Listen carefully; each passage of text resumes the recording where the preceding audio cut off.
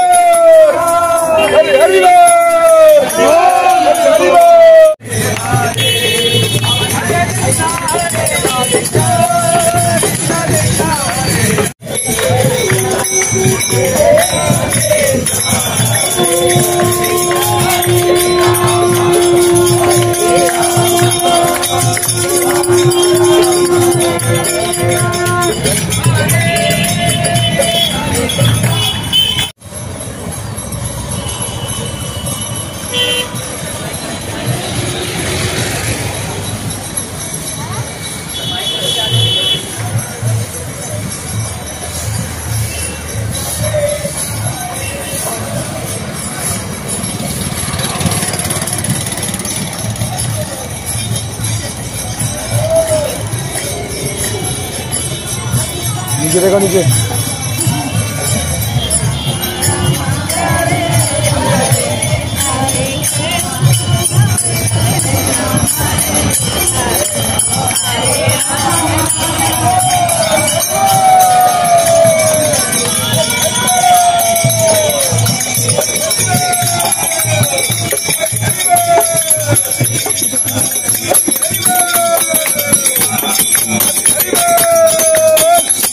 हरि हरि बोल।